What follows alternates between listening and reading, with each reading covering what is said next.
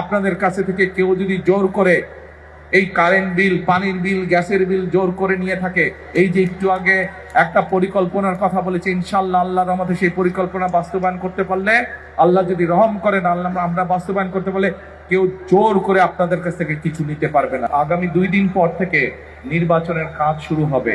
আমি হয়তো সারাক্ষণ এখানে থাকতে পারবো না, স্বাভাবিক দায়িত্বের কারণে আমাকে হয়তো দেশের বিভিন্ন জায়গায় যেতে হবে। আমি কিন্তু আপনাদেরই সন্তান, এই এলাকার সন্তান। আপনারা যেমন এই এলাকায় থাকেন, আমিও এই এলাকায় থাকি, এই এলাকার সন্তান। যেহেতু আমি আপনাদেরই সন্তান, আমার কষ্টের কথা, সুবিধা অসুবিধার কথা আমি আপনাদেরকে বলবো। আপনারা যেমন আমাকে বলবেন, আমার সুবিধা অসুবিধার কথা আমি আপনাদের সামনেই তুলে ধরতে চাই।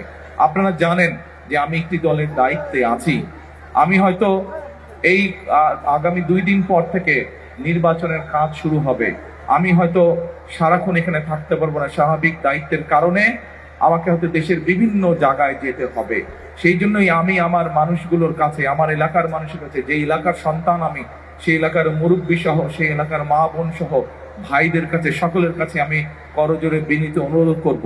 আমি যেহেতু আপনাদেরই সন্তান, এই এলাকার মানুষ আমি আপনাদের মতন, কাজেই আমার কথাগুলো এই এলাকার যে মানুষ আজকে এখানে আসতে পারেন নাই, আমার হয়ে আপনারা সেই কথাগুলো দয়া করে তাদের কাছে পৌঁছে দিবেন ইনশাআল্লাহ। আমি কি আমার ভাই বোন, মা বোনদের কাছে এইটা প্রত্যাশা করতে পারি? ইনশাআল্লাহ, ইনশাআল্লাহ। আর কথা হচ্ছে একটাই, আমরা এই এলাকার মানুষ, আমরা যদি সকলে, আপনারা যেরকম বহু মানুষ এই এলাকায় ছোট থেকে বড় হয়েছেন, আমিও এই এলাকায় ছোট থেকে বড় হয়েছি।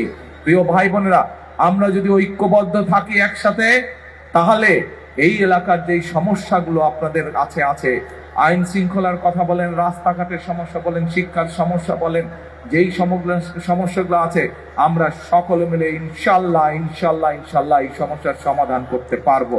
আপনাদের উপরে কেউ যদি কষ্ট দিয়ে থাকে, কেউ যদি অত্যাচার নির্যাতন করে থাকে, তাদের বিরুদ্ধে আমরা শাস্তিমূলক ব্যবস্থা গ্রহণ করতে পারবো।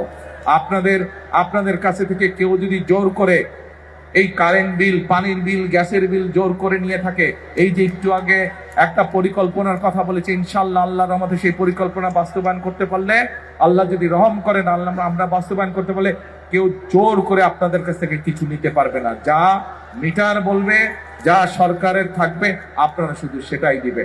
কিন্তু এই কাজগুলো যদি বাস্তবায়ন করতে হয়, প্রিয় ভাই বোনেরা, আপনাদের এই এলাকার সন্তানকে আপনাদের সহযোগিতা করতে হবে, আপনাদেরকে আমার পাশে থাকতে হবে। আপনারা যদি আমার পাশে থাকেন, আমরা যদি একসাথে ঐক্যবদ্ধ থাকি, ইনশাআল্লাহ এই এলাকার সমস্যার সমাধানগুলো আমরা ধীরে ধীরে শেষ করে ফেলতে পারবো।